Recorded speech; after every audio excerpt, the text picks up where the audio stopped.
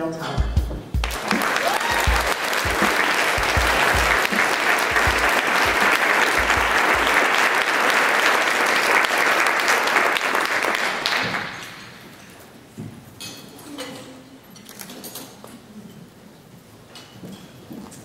Thank you so much,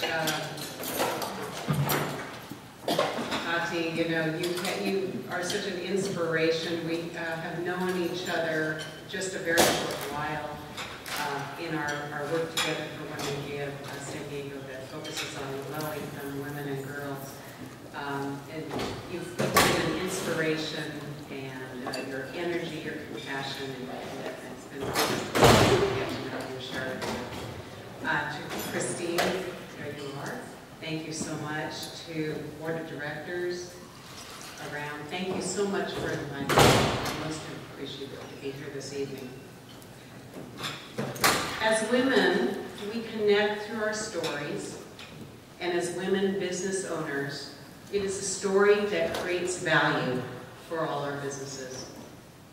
Business is always conducted for value received in exchange for goods and services, but it is the construction of a story that ultimately determines success and value in the marketplace of ideas. So I'm here today to share my story, learnings along the way, and the lessons learned in retrospect. My business story begins with my longtime husband and partner, Philip, about the choices we made, how we were inspired, and how we made our business ideas realities. Not all of our business ideas ended in success from a bottom line perspective. Those that were not financially successful were, in fact, the ones we most valued, as they were the ones from which we learned verification of the cliche that the best lessons learned are from our failures. The failures were the ones from which we learned what worked, what didn't work, what we liked to do and what we were good at, and what we didn't like to do but knew we had to do. We use those lessons learned in each of our following businesses, just like we do in our everyday lives. We use them to fail forward. Learning, failures teach what didn't work as much as what does work. My husband and I met during the high school years, and we subsequently married my first year of college. We had no business experience. I was a history major, Phil was a music major. We just knew we wanted to go on a life journey together. And when Phil, being 2 years older, graduated college with a teaching degree in music education and advanced trumpet studies, we let life happen. Briefly touring with various rock and roll groups, intermixed with recording sessions, but we were truly kids who wanted more than life on a rambling road. So Phil got a job as a high school music teacher. I went back to college to complete my last year. It was 1972. After we returned, we noticed a trend had ignited while we were gone. All our 20-something-year-old friends had potato vines growing in every room of their apartments. You see, if you take a potato and you prop it halfway, I know a lot of you have done this or know this, or your kids, if you have, you know. You prop it halfway above the rim of a drinking glass with toothpicks, the bottom half in water. These beautiful long vines begin to grow. We embraced the concepts ourselves. The problem was that after a while, the water gave off this terrible rancid odor. But fascinated by the potato vine frenzy and the odor problem, we started thinking about other vines and perhaps making some extra spending money. At that time, there were only a few indoor plant shops, except for the tall parlor palms known as Kentias that are often found in hotel lobbies Indoor varieties of plants were extremely limited, almost non-existent. We used the phone book, because there wasn't internet, to source our local wholesale nurseries, hoping to find a potato vine replacement. What we did find was fascinating.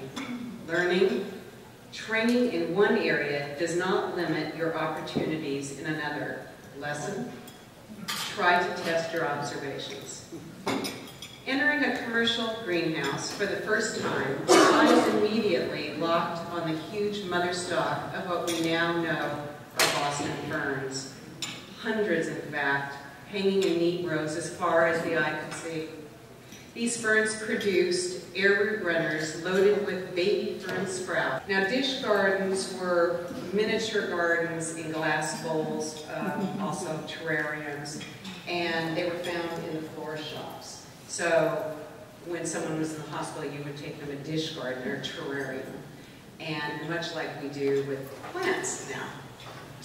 As we were living meagerly and only had $30 between us, we bought, actually we arm twisted the grower into selling us 6 of his mother stock Boston ferns at $5 each. Phil immediately took the ferns to our business neighborhood and sold them retail store to retail store for $10 to $20 each, all within 30 minutes. We knew we'd hit on a marketable idea. We knew we loved plants, and our immediate door-to-door selling success proved others did too. Every day after Phil taught school and I finished my college classes, we met at our apartment to load our cars with plants to sell, business to business, door to door. What came out of this was our first business, California Specialties, DBA Plant Pusher. We scaled up our concept, adding salespeople in locations across the country. We created the beaded macrame plant hanger, plastic-lined plant basket. We developed overnight shipping of indoor plants. We started the plant maintenance industry, and we were the first to put indoor plants in the supermarket as a sales concept. We built a very successful business over a 5-year period and definitely popularized indoor plants and trees throughout the United States. By this time, we had just passed our mid-20s. But all at once, it collapsed like a dominoes game. We experienced our first round of mistakes. We had taken our eye off our core business and moved into areas that were not focused on indoor plants and their corresponding services. We expanded in too many directions, but more importantly, we overextended ourselves in time and resources. Learning, stay focused on your core business. Lesson, overreaching leads to overextending.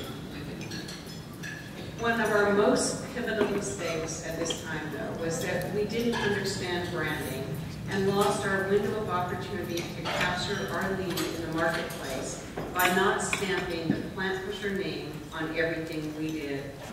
We were able to barely sell off what remained of a once thriving enterprise.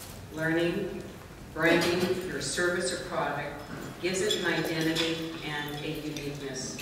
Lesson, brand your ideas.